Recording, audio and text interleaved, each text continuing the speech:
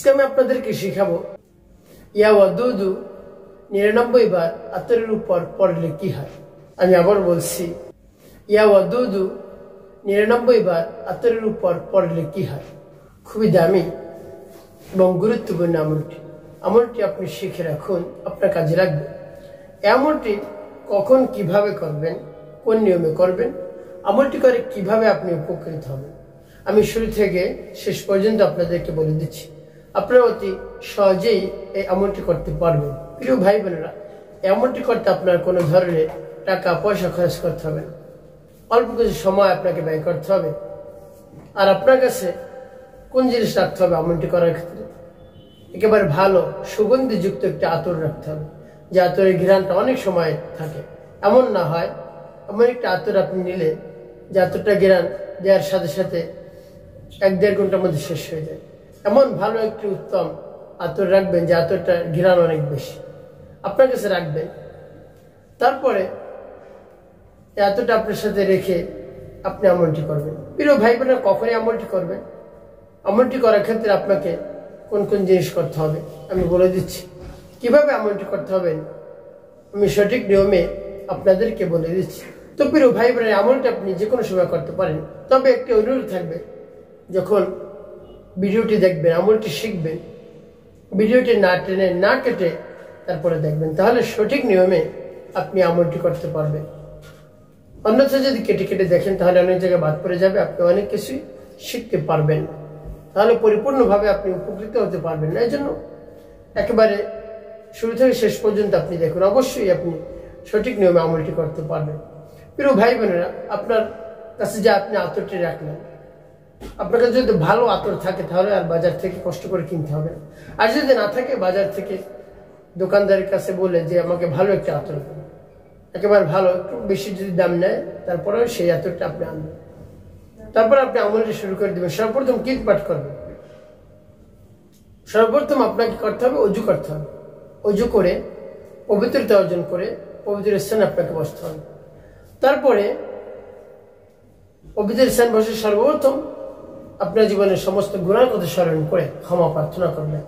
আল্লাহ, আমার জীবনের সমুদায় গুনাহ খাতাগুলো আপনি মাফ করে দিন, আমার অন্তরকে পাক পবিত্র বানিয়ে দিন। এভাবে আপনি বলতে পারেন, বা আরবিতেও বলতে পারেন, আস্তাগফিরুল্লাহ রাব্বি মিন কুল্লি যামবি ওয়া আতুবু ইলাইহি লা হাওলা ওয়ালা কুওয়াতা ইল্লা বিল্লাহিল আলিয়্যিল আযীম।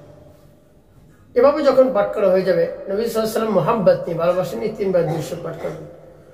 সাল্লাল্লাহু আলাইহি ওয়াসাল্লাম, সাল্লাল্লাহু আলাইহি ওয়াসাল্লাম, সাল্লাল্লাহু আলাইহি ওয়াসাল্লাম। এভাবে যখন ইস্তিগফার এবং দুরূদ পাঠ করা হয়ে যাবে, তারপর কোথাও আপনার ফু দেওয়ার দরকার নেই। তারপর আমার দেখানোর নিয়ম যে আপনি সেই নামটি পাঠ করবেন।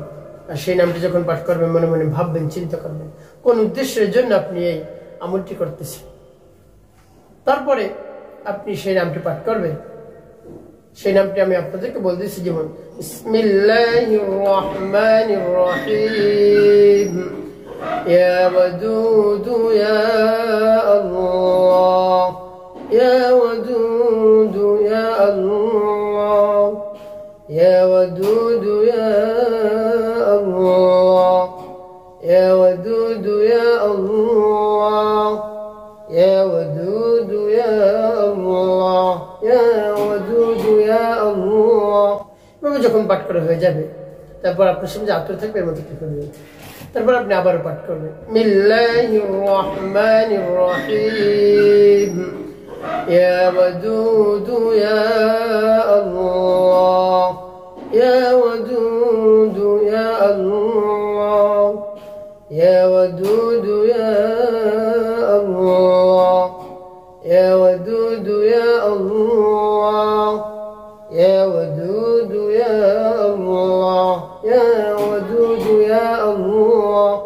পাঠ করার শেষ আবার একটু আতরের মধ্যে, তারপর আপনি মনে দরদ নিয়ে আবারও পাঠ করবেন, বিসমিল্লাহির রহমানির রহিম, ইয়া ওয়াদুদু ইয়া আল্লাহ, ইয়া ওয়াদুদু ইয়া আল্লাহ, ইয়া ওয়াদুদু ইয়া আল্লাহ, ইয়া ওয়াদুদু ইয়া আল্লাহ, ইয়া ওয়াদুদু ইয়া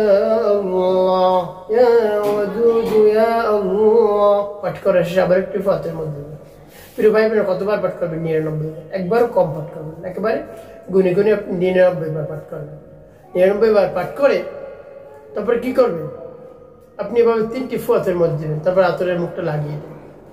সর্বশেষ নবী সাল্লাল্লাহু আলাইহি ওয়াসাল্লামের মহব্বত নিয়ে, ভালোবাসা নিয়ে 5 বার দুরূদ ইব্রাহিম পাঠ করবেন। আল্লাহুম্মা সাল্লি আলা মুহাম্মাদ ওয়া আলা আলি মুহাম্মাদ কামা সাল্লাইতা আলা ইব্রাহিম ওয়া আলা আলি ইব্রাহিম ইন্নাকা হামিদুম মাজিদ। আল্লাহুম্মা বারিক আলা মুহাম্মাদ ওয়া আলা আলি মুহাম্মাদ কামা বারাকতা আলা ইব্রাহিম ওয়া আলা আলি ইব্রাহিম ইন্নাকা হামিদুম মাজিদ। আল্লাহুম্মা সাল্লি আলা মুহাম্মাদ ওয়া আলা আলি মুহাম্মাদ كما صليت على إبراهيم وعلى آل إبراهيم إنك حميد مجيد. اللهم بارك على محمد وعلى آل محمد كما باركت على إبراهيم وعلى آل إبراهيم إنك حميد مجيد. اللهم صل على محمد وعلى آل محمد كما صليت على إبراهيم وعلى آل إبراهيم إنك حميد مجيد. اللهم بارك على محمد وعلى آل محمد كما باركت على إبراهيم وعلى آل إبراهيم إنك حميد مجيد. এভাবে যখন দুরূদ ইব্রাহিম 5 বার পাঠ করা হয়ে যাবে, তারপর আতরের মধ্যে 2টি ফু দেবেন, 2টি ফু আতরের মধ্যে দেবেন, তারপর আতরের মুখটা আবার লাগিয়ে দেবেন। প্রিয় ভাই বোন, আপনার আতর পড়া হয়ে গেল। কোন উদ্দেশ্যের জন্য আপনি আতর পড়লেন? এই আতর কি করবেন? এই আতর আপনি লাগিয়ে দেবেন, যতক্ষণ জ্ঞান থাকবে ততক্ষণের মধ্যে পাগল হয়ে যাবে। আপনার ভালোবাসার মানুষকে এইভাবে লাগাবেন আতর, তাহলে আপনার ভালোবাসার মানুষ আপনার জন্য ছুটে চলে আসবে, সেই জ্ঞানে চলে আসবে। সেই জ্ঞান তার নাকি যাওয়ার সাথে সাথে কাজ শুরু হয়ে যাবে ইনশাআল্লাহ। আর এমনটি স্বামী স্ত্রীরাও করতে পারে। তাদের মধ্যে যদি মনোমালিন্য থাকে, তারপরে ঝগড়াঝাটি লেগেই থাকে, তাহলে স্বামী এমনটি করতে পারে স্ত্রীর জন্য। যখন স্বামী এমনটি করবে স্ত্রীর জন্য, তখন স্ত্রীর নাম নিবে, স্ত্রীর মায়ের নাম নিয়ে আতরের মধ্যে ফেলবে।